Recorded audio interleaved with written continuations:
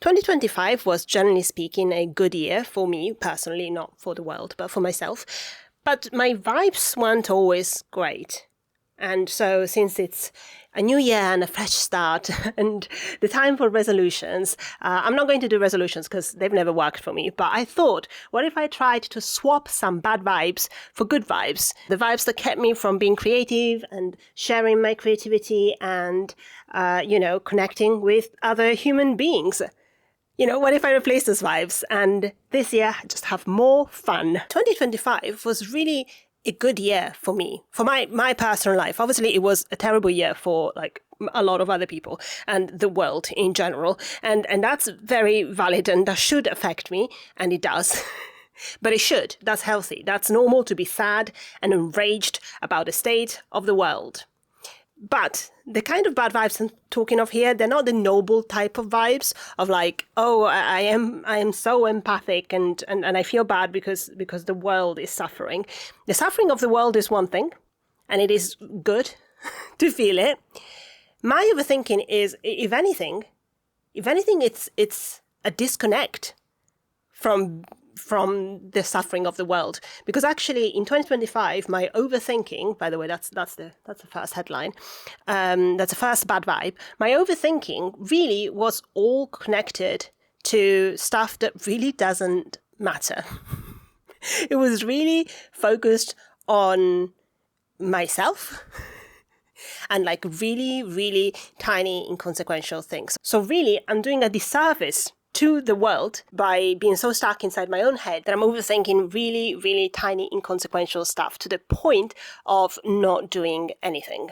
So the first thing I'm leaving behind in 2025, the first bad vibe I'm leaving behind is overthinking myself into a ditch. And I'm replacing it with the good vibe of what I'm calling joyful presence. Joyful presence. Just be in the now and joyful and do stuff instead of living somewhere sort of inside this and not really doing anything in this area, in this general area. And the step I'm going to do right now is that I have so much paper. My way of overthinking, one of the ways in which I overthink, I have many different ways of doing it. Thank you very much. I am an expert. But one of the ways I do this is writing stuff down on scrap bits of paper. I literally collect scrap paper from work and stuff for the explicit purpose of overthinking on the backs of those sheets of paper. And there's nothing wrong with writing things down or journaling or stuff like this. Is not what I'm talking about. I'm not talking about healthy journaling or healthy planning or bullet pointing. That's not what I'm talking about. I'm talking about compulsively filling sheets and sheets of paper with thoughts and plans that then never become a reality. This is like a two-step process. First, I feel accomplished because I've wrote down loads of stuff even though I haven't done anything. So that makes me less likely to actually do something. And two, the next task becomes review all my notes. Before I can actually do anything, it's review all my notes. And now I have so much paper.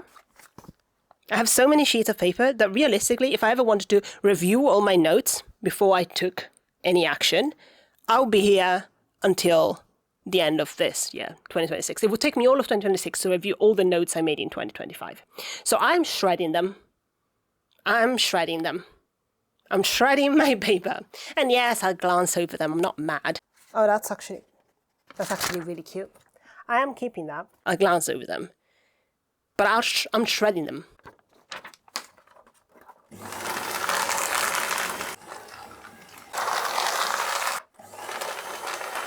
The second bad vibe that I'm leaving behind in 2025 is perfectionism. And I struggle with that word because I don't think of myself as a perfectionist. I think I've said in these videos before that I am a good enougher and I am the opposite of a perfectionist. I don't think anything I've ever done is perfect, obviously, clearly, surely, but so far below perfect that how can I call myself a perfectionist if I'm perfectly satisfied doing stuff that's not of a very good quality? I can't call myself a perfectionist because I'm not perfect, which, maybe that is perfectionism. For my purposes, what I mean by perfectionism is this drive to self-sabotage until things are good enough. And obviously they never are good enough. And so I just don't do stuff. because it's not perfect. So that's what I'm calling perfectionism, which is like literally that's probably the definition of perfectionism. I started making YouTube videos when I was unemployed, and I am now employed, which is great. But also, I obviously have less time, but I still have time, but I have less of it. And so the videos I want to make and the videos that I can make, the gap between the two feels insurmountable. However, it is not. Okay, it is not. So the vibe I'm replacing perfectionism with is authenticity.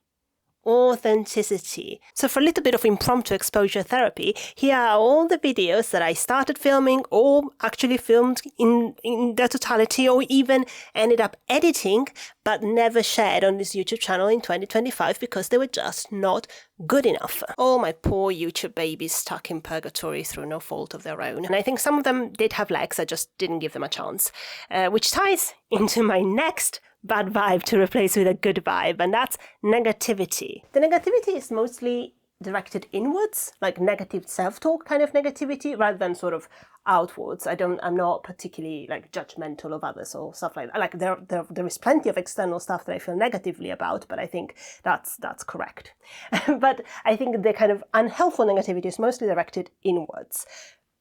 But hear me out. I don't think the solution is positivity. The bad vibe of negativity, I think, can be counteracted by connection. Because I think really what bothers me about the negativity directed towards myself is that it's so inward looking. And like, there's so many people out there. And the world is also a beautiful place, also a bad place, but also a beautiful place. And it's full of also nice people. And I like connecting with other human beings, but I don't do it very much. Part of why I feel so negatively is because I don't feel useful. I don't feel connected with the community. And I think that feeds the negativity. And conversely, the more negatively I feel about myself, the less likely I am to make connections with other people. You see that. So this is a jumper that I made for my sister, and it took me a year to make. And it didn't take me a year to make because, I mean, it's a masterpiece. I mean, I'm sorry, it is. I am very happy with it. It didn't take a year because it literally took a year. It took a year because of all those bad vibes.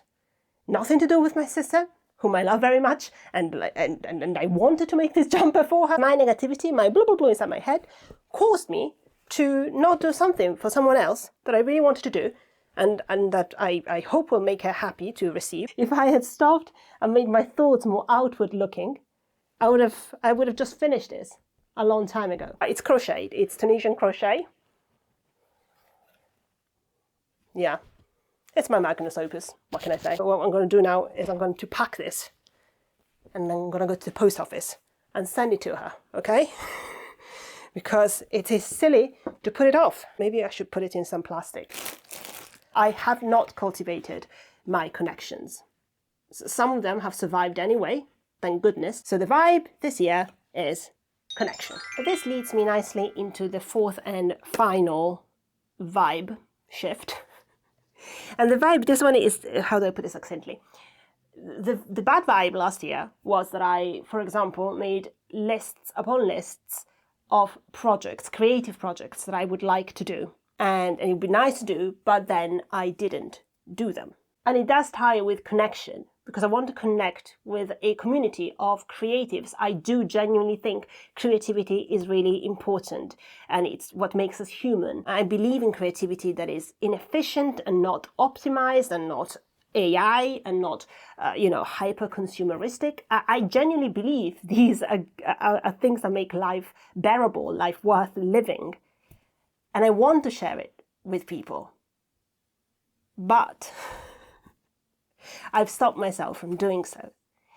So I guess the final vibe is sharing creativity. I'm going to share right now with you a bunch of projects, and I'm going to pick one right now with you here in this video, and I'm going to get started on it right away.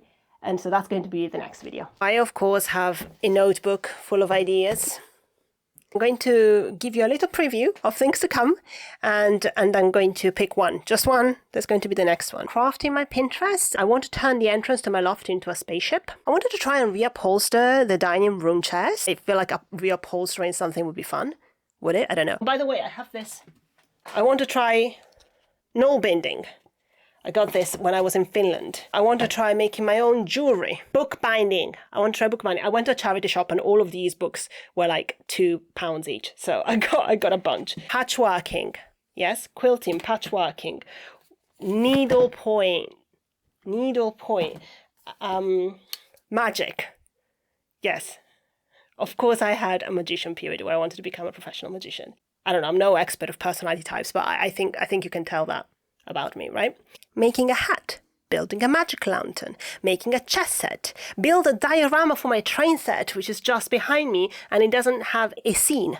It's just there by itself. Making a bag, using some of the shredded paper to make new paper. Big embroidery project, learning to do sashiko embroidery, Palestinian embroidery. I saw an exhibition about that last year and I wanted to do a project kind of learning about that. Macrame, never done that. Sounds fun. I want to learn how to knit properly so that I can recreate my favorite jumper because that shrunk in the wash like 13 years ago.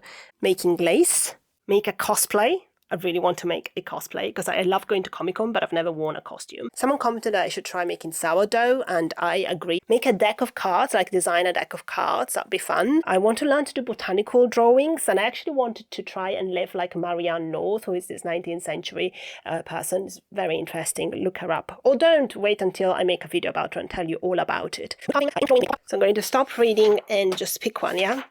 Oh gosh, why is this so... Okay, I'm going to do this. I'm going to try knoll binding. In conclusion, 2026 is going to be the year of fun. So if you're going to join me and also have fun, let me know what fun thing you're going to do. If the fun thing you want to do next is watch another video, really smooth transition.